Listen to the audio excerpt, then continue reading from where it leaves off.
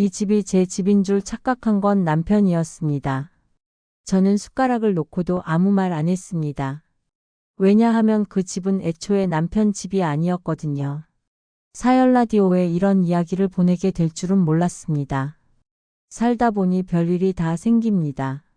어느 날 남편이 시댁 식구들을 집으로 불러놓고 아주 당당하게 이 집이 자기 인생의 결과물인 것처럼 설명을 하더군요. 그 말을 듣는 동안 저는 웃지도 않았고 화도 내지 않았고 표정 하나 바꾸지 않았습니다. 밥을 먹다가 밥알이 어디로 넘어가는지도 모르겠더라고요. 왜냐하면 그 집 명의는 제 친정어머니 이름이었기 때문입니다. 등기부등본은 거짓말을 하지 않습니다. 사람은 세월 지나면 기억을 지워도 서류는 끝까지 남습니다. 저는 올해 62입니다. 동네에서는 말 없고 착한 아줌마로 통합니다.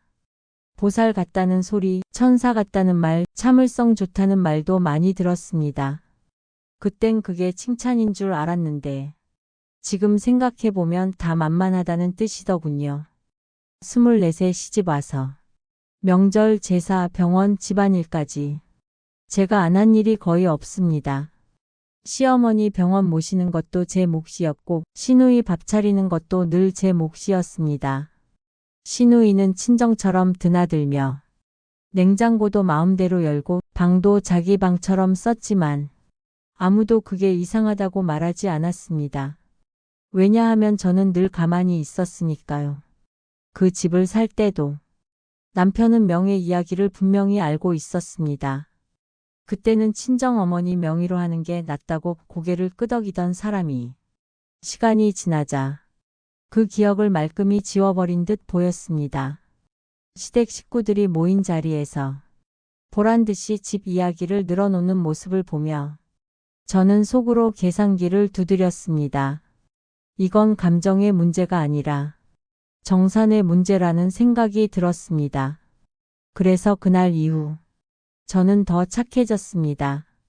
말도 줄였고 표정도 더 순해졌고 시댁 일도 더 도맡았습니다. 사람은 상대가 가만히 있을수록 더 많은 말을 하고 더 많은 실수를 합니다. 저는 그걸 옆에서 조용히 보고 있었습니다. 그리고 그때부터 정리를 시작했습니다. 통장을 다시 들여다보고 서류를 모으고 등기부등본을 다시 떼어보며 이 집과 이 결혼에 얽힌 모든 기록을 하나씩 확인했습니다. 이 이야기는 소리를 지르며 싸운 이야기가 아닙니다. 누군가를 몰아붙인 이야기도 아니고 복수를 외친 이야기도 아닙니다. 그저 자기 집인 줄 착각한 사람에게 현실을 알려준 한 아줌마의 이야기입니다. 지금 이 사연을 라디오처럼 듣고 계신 분들 중에도 혹시 비슷한 마음을 느껴본 적이 있으신가요? 내가 가만히 있으니까 내 인생까지 남의 것처럼 쓰이고 있다는 느낌 말입니다. 괜찮습니다. 저도 그렇게 살았습니다. 하지만 그 착각은 생각보다 아주 조용하고 아주 시원하게 끝낼 수 있더군요. 이 이야기는 그 착각이 어디까지 가는지에 대한 기록입니다. 그리고 그 시작은 바로 그날이었습니다. 명절은요, 가족이 모이는 날이 아니라 막장이 공식적으로 허용되는 날이더군요. 그 집 명절은 항상 저희 집에서 했습니다. 왜냐하면 집이 넓다는 이유였는데 지금 생각해 보면 집이 넓어서가 아니라 제가 있어서였던 것 같습니다. 아침부터 사람들이 밀려 들어왔습니다. 시어머니가 가장 먼저 도착했고 그 다음이 시누이, 그 다음이 시누이 남편, 그 다음이 조카들, 그 다음이 누군지도 헷갈리는 친척들까지요. 집 안은 순식간에 신발로 가득 찼고 옷으로 가득 찼고 사람으로 가득 찼습니다. 그리고 그 와중에 저만 혼자 바빴습니다. 부엌은 제 자리였고 거실은 남의 자리였습니다. 저는 하루 종일 서 있었고 다른 사람들은 하루 종일 앉아 있었습니다. 이상하게도 앉아 있는 사람일수록 말은 더 많더군요. 상 위에 올라간 음식은 제 노력이었고 그 음식에 대한 평가는 남의 몫이었습니다. 짜다, 싱겁다, 색이 이상하다, 작년이랑 맛이 다르다. 그 말들이 밥보다 먼저 나왔습니다. 저는 그걸 들으면서 속으로 세어봤습니다. 이 집에 들어온 사람이 몇 명인지, 제가 오늘 몇 번 부엌을 오갔는지, 제 이름을 오늘 몇 번이나 불렀는지. 결과는 간단했습니다. 제 이름은 거의 불리지 않았고, 저는 계속 움직였고, 아무도 제가 힘들 거라고는 생각하지 않는 눈치였습니다. 그 와중에 시누이는 아이들 가방을 제 방에 던져두었고, 아이들은 제 침대 위에서 뛰어다녔고, 누군가는 제 화장대를 열어봤습니다. 마치 이 집이 원래부터 자기들 집이었던 것처럼요. 남편은 그 모습을 보면서 고개만 끄덕였습니다. 아무것도 이상하지 않다는 얼굴로요. 저는 그 얼굴을 보며 아, 이 사람은 이 상황을 해결할 사람이 아니구나 확신했습니다. 명절이라는 이름 아래 사람들은 점점 더 편해졌습니다. 편해진다는 건요, 선을 넘는다는 뜻이더군요. 누가 어디에 앉아야 하는지도, 누가 무엇을 해야 하는지도 이미 정해진 것처럼 굴었습니다. 저는 그날 한 번도 앉지 않았습니다. 밥을 먹을 때도, 국을 뜰 때도, 설거지를 할 때도 계속 서 있었습니다. 서 있는 게 제 자리인 것처럼 말입니다. 그런데 참 웃긴 게요, 제가 잠깐 멈추면 집안 공기가 이상해졌습니다. 사람들이 저를 찾기 시작했고 뭔가 빠진 것처럼 두리번거리더군요. 그 순간 알았습니다. 이 집에서 제가 사람이 아니라 기능이 되어 있었다는 걸요. 명절이 끝나고 사람들이 하나둘 빠져나갔습니다. 집안은 엉망이었고 부엌은 전쟁터 같았고 저는 말 그대로 기운만 남아 있었습니다. 그런데도 아무도 제게 괜찮냐고 묻지 않았습니다. 수고했다는 말도 없었고 미안하다는 말도 없었습니다. 그날 밤 혼자 부엌에 서서 정리되지 않은 그릇들을 보는데 이상하게도 눈물이 안 나더군요. 대신 머릿속이 아주 또렷해졌습니다. 아, 이건 우연이 아니구나. 이건 한두 번의 문제가 아니구나. 명절은요, 사람이 어떤 존재로 취급받는지 확실하게 보여주는 날이었습니다. 그날 이후로 저는 결심했습니다. 다음 명절은 이 집에서 없을 거라고요. 그리고 그 결심은 생각보다 아주 빠르게 실행에 옮겨졌습니다.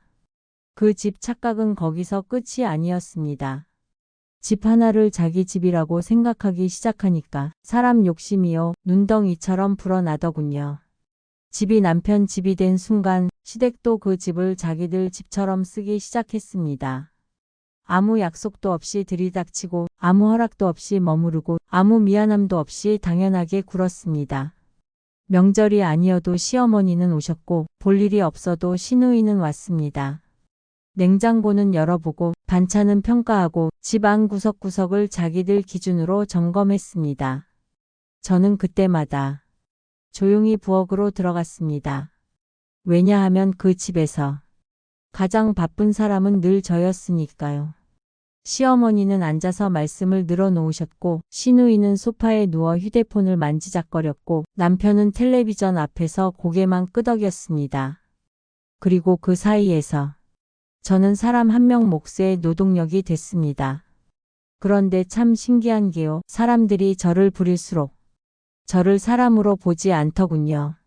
어느 순간부터는 부탁도 아니고 지시도 아니고 그냥 자연 현상이 됐습니다. 밥은 당연히 차려야 했고 설거지는 제가 해야 했고 뒷정리는 말할 것도 없었습니다. 제가 없으면 집안이 굴러가지 않는 것처럼 제가 있어도 고맙다는 말은 없었습니다. 그 와중에 시누이는 자기 물건을 하나둘 가져다 놓기 시작했습니다. 화장품, 옷, 신발. 그러다 어느 날은 아예 여벌 이불까지 챙겨두더군요. 그 모습을 보면서 저는 속으로 웃었습니다. 아, 이 사람들, 이 집을 완전히 자기 집이라고 생각하는구나. 시어머니는 더 노골적이었습니다. 집안 구조가 마음에 안 든다며 가구 배치를 바꿔야 한다고 하셨고 살림 방식이 마음에 안 든다며 잔소리를 늘어놓으셨습니다. 그 모든 말 끝에는 늘 같은 표정이 붙어 있었습니다. 여기서 내가 제일 아래라는 표정 말입니다. 남편은 그걸 보면서도 아무 말이 없었습니다. 아니, 말을 못한 게 아니라 할 생각이 없어 보였습니다.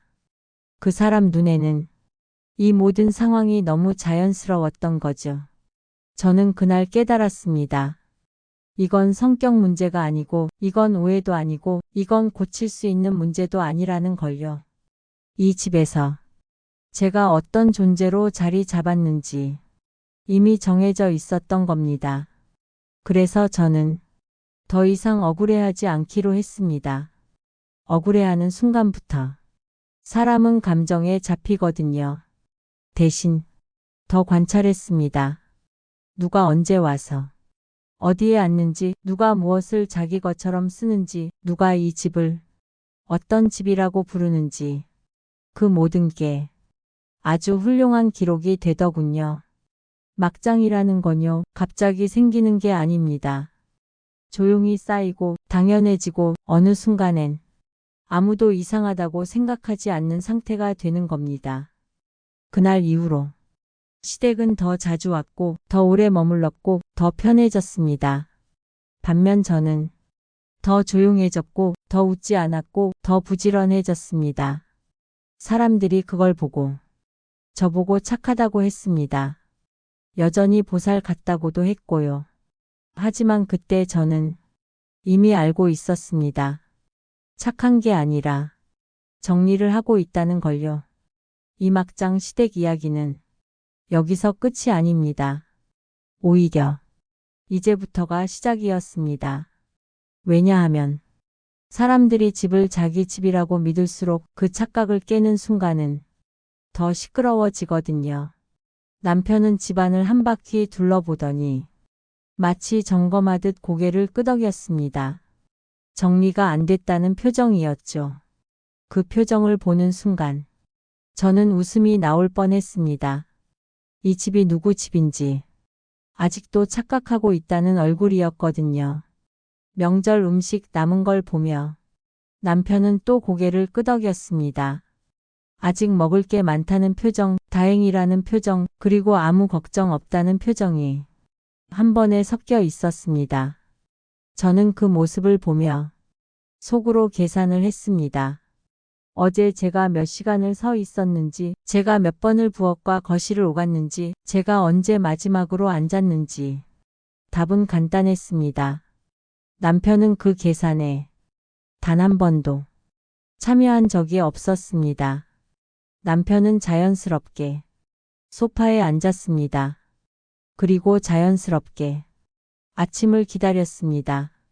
자연스럽다는 게 참 무섭더군요.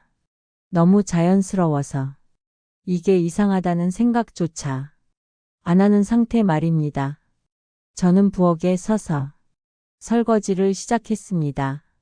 어제의 흔적을 지우듯 사람들의 발자국을 지우듯 제 마음도 같이 닦아내듯이요. 그런데 참 신기한 게요. 남편은 제가 힘들어 보인다는 걸 전혀 눈치채지 못했습니다. 아니, 눈치챌 생각 자체가 없어 보였습니다.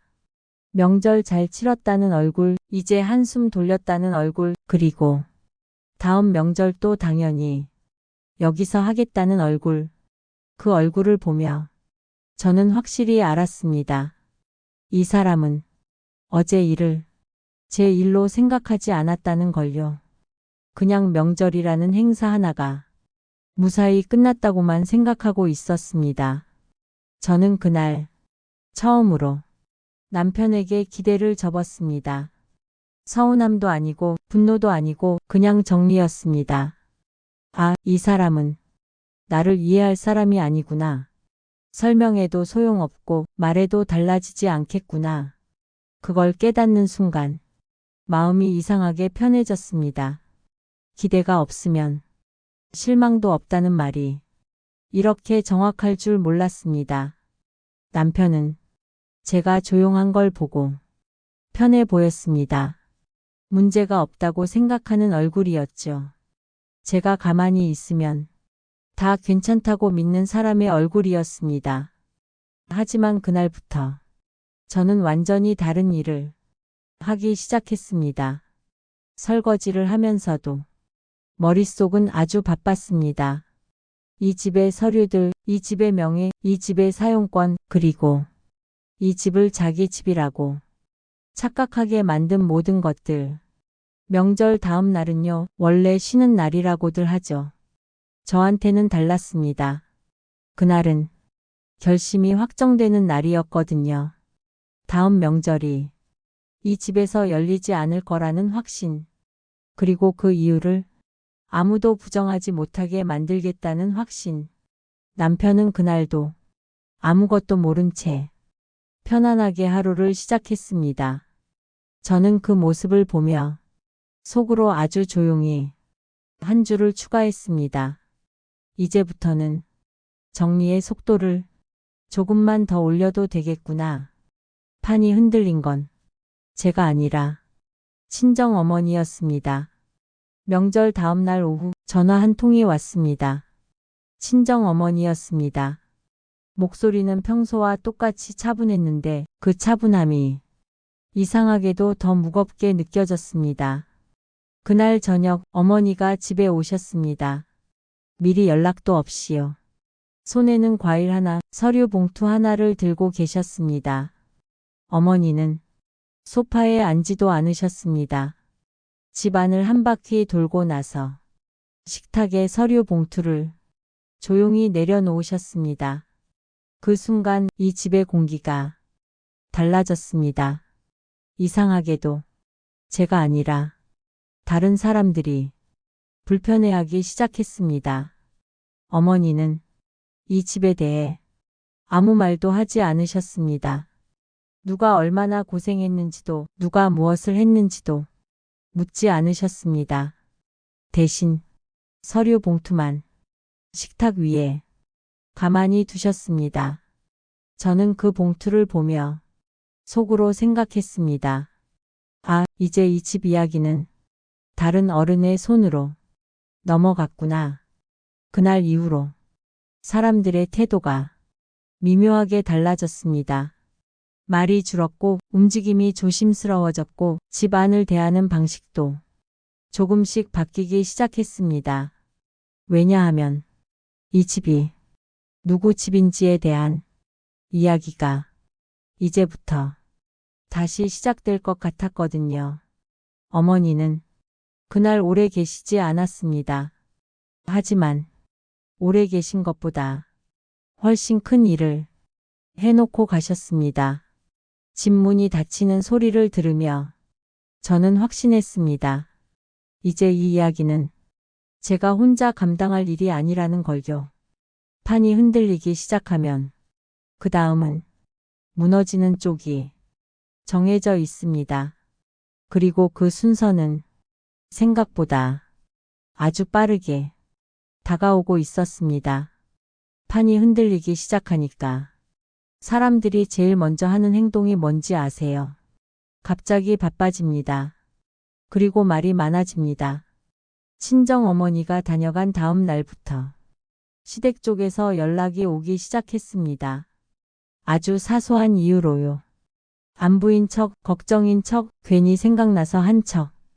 그런데 그 사소한 연락들 안에는 전부 같은 냄새가 섞여 있었습니다. 불안한 냄새요. 시어머니는 갑자기 몸이 안 좋다고 하셨고 시누이는 집에 두고 간 물건이 있다며 찾으러 오겠다고 했습니다. 명절 때 두고 간 물건이 왜 하필 지금 생각났는지는 아무도 설명하지 않았습니다. 그날 오후 시어머니와 시누이가 약속도 없이 집에 들이닥쳤습니다. 들어오는 순간부터 집안을 훑어보는 눈빛이 달라졌습니다. 어제까지 자기 집이던 곳을 오늘 처음 보는 사람처럼 유심히 살피는 눈빛이었습니다. 부엌부터 봤고 방을 봤고 거실을 봤습니다. 마치 뭔가 달라진 게 없는지 확인하러 온 사람들처럼요. 시어머니는 괜히 냉장고를 열어보셨고 시누이는 괜히 서랍을 열어보았습니다. 아무 말도 안 하면서 아주 바쁘게 움직였습니다. 그 모습을 보면서 저는 속으로 생각했습니다. 아, 이 사람들 지금 무서워하고 있구나. 말투도 달라졌습니다. 전에는 당연하던 말들이 이상하게 조심스러워졌고 명령처럼 들리던 말들이 질문처럼 흘러나왔습니다. 그 변화가 너무 갑작스러워서 오히려 더 웃겼습니다. 사람 마음이라는 게 이렇게 바로 얼굴에 드러나는구나 싶어서요. 시누이는 집이 좀 달라진 것 같다고 했고 시어머니는 괜히 집이 깔끔해졌다고 하셨습니다. 그 말들이 칭찬인지 확인인지 눈치인지는 굳이 구분할 필요도 없었습니다. 그날 시댁 식구들은 오래 머물지 않았습니다. 예전 같았으면 밥까지 먹고 차까지 마시고 하루 종일 앉아 있었을 텐데 그날은 유난히 발걸음이 빨랐습니다. 나가면서도 계속 뒤를 돌아봤습니다. 마치 무언가를 놓고 간 사람이 아닌지 확인하듯이요. 저는 그때 확신했습니다. 이제 이 사람들은 이 집을 자기 집이라고 확신하지 못하게 됐다는 걸요. 착각이 깨질 때 사람은 두 가지 반응을 보입니다. 모른 척하거나 과하게 반응하거나 시댁은 두 번째 쪽이었습니다. 괜히 들락날락하고 괜히 확인하고 괜히 말을 보태는 쪽. 그 모습이 막장이긴 했지만 한편으로는 아주 솔직해 보이기도 했습니다. 그날 이후로 저는 더 아무 말도 하지 않았습니다. 왜냐하면 사람들이 이미 자기들끼리 충분히 흔들리고 있었거든요. 사이다는요, 내가 뿌리는 게 아니라 상대가 먼저 속에서 끓기 시작할 때 맛있어지는 법입니다. 이제 남은 건 이 착각을 말로가 아니라 서류로 확실하게 끝내는 일이었습니다. 그리고 그 준비는 이미 끝나가고 있었습니다. 등기부등본이 식탁 위에 올라간 이후로 집안의 규칙이 아주 자연스럽게 바뀌기 시작했습니다. 제가 바꾼 건 없었습니다. 다만 착각이 사라졌을 뿐이었습니다. 먼저 정리된 건 출입이었습니다. 누가 언제 와도 되느냐, 얼마나 머물 수 있느냐 같은 애매한 기준들이 하루아침에 사라졌습니다. 시누이는 예전처럼 아무 때나 오지 않았고 시어머니도 오기 전에 먼저 연락을 했습니다. 그게 당연한 건데 그 집에서는 그게 혁명처럼 느껴졌습니다. 다음은 열쇠였습니다. 여분으로 돌던 열쇠들이 하나둘 제자리로 돌아왔습니다. 누가 말하지 않아도 사람들이 먼저 내밀기 시작했습니다. 그 모습을 보며 저는 속으로 생각했습니다. 아, 사람들은 선이 생기면 그제야 선을 지키는구나. 남편은 그제야 상황을 수습하려 들었습니다. 괜히 웃었고 괜히 바빴고 괜히 집 안일을 도우려는 척도 했습니다. 예전에는 부엌에 발도 안 들이던 사람이 갑자기 행주를 잡는 모습이 어색하기 짝이 없었습니다. 하지만 그 노력은 조금 늦었습니다. 왜냐하면 이건 감정 문제가 아니라 구조 문제였으니까요. 저는 따로 말하지 않았습니다. 지적도 하지 않았고 고마워하지도 않았습니다. 그저 이제부터의 기준을 하나씩 적용했을 뿐입니다. 명절은 이 집에서 하지 않기로 했고 모임은 외부에서 하기로 했고 집은 사전에 약속된 사람만 드나들게 했습니다. 누군가는 불편해했고 누군가는 서운해했습니다. 하지만 이상하게도 그 불편함과 서운함은 전부 제 몫이 아니었습니다. 남편은 처음엔 눈치를 보다가 점점 말을 아끼기 시작했습니다. 말이 줄어들수록 집안은 오히려 조용해졌습니다. 소리가 줄어드니까 생각이 또렷해졌습니다. 그 과정에서 저는 한 가지를 분명히 느꼈습니다. 정리는 싸움이 아니라 선언이라는 걸요. 이제부터 이렇게 산다는 선언, 이제부터 여기까지라는 선언. 그 선언이 쌓이자 집은 사람이 쉬는 공간으로 조금씩 돌아오기 시작했습니다. 예전 같았으면 눈치 보며 앉았을 식탁에 저는 먼저 앉았고 차를 마셨고 아무 말 없이 시간을 보냈습니다. 그 시간은 생각보다 아주 달콤했습니다. 남편은 그 모습을 멀리서 보았습니다. 다가오지도 않았고 지적하지도 않았습니다. 그저 자기가 알던 집이 다른 집이 되었다는 걸 천천히 받아들이는 얼굴이었습니다.